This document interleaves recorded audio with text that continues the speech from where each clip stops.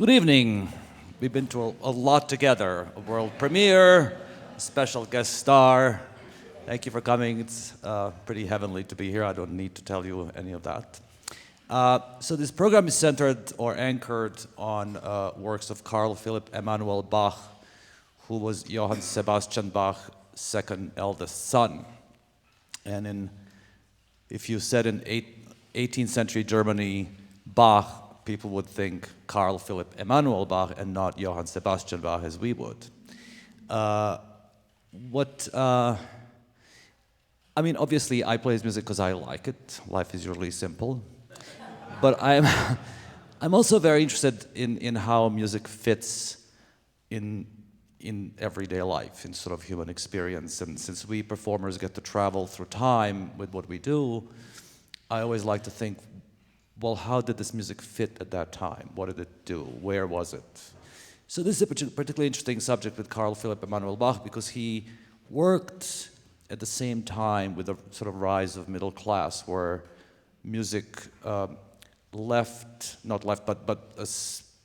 spread from palaces and churches into parlor rooms and to just people. And then at the same time, keyboard instruments from organ and harpsichord went into fortepianos and clavichords and tangent pianos and various little things that you would play at home. They were made to be played at home, not in the concert hall. So once you got this toy in your home, you had to play something on it. So Carl Philipp Emanuel Bach wrote most of his music precisely for that. He obviously wrote for himself. He was a great improviser. He worked in the court of Frederick the Great. But he made a real business out of writing for what he called for connoisseurs and lovers, meaning amateurs.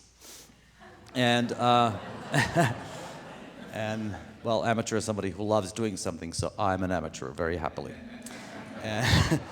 So that really kind of piqued my interest and imagination. What was that music like? What was the expectation of somebody who played piano at home to what could they play? So anyway, that was part of my interest in Bach. Traveling further in history, our next stop is in 19th century with Franz Liszt, who was one of the first great superstars, like Michael Jackson superstar. And Liszt led a very long, very colorful life. I encourage you to check out various...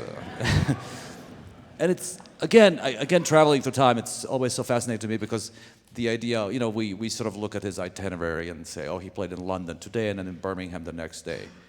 Yeah, but probably in a horse-drawn carriage. So it's a really fascinating. He traveled everywhere. He was a polyglot. He was born in Hungary. He was fluent in many languages.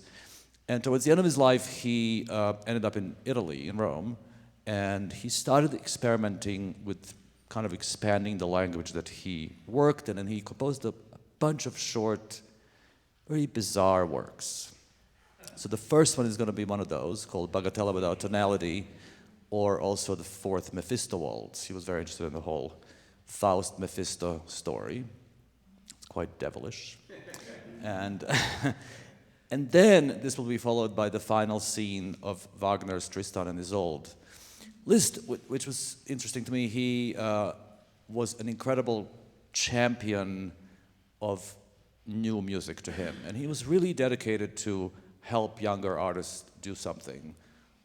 So he embraced and played himself music of other composers quite a bit.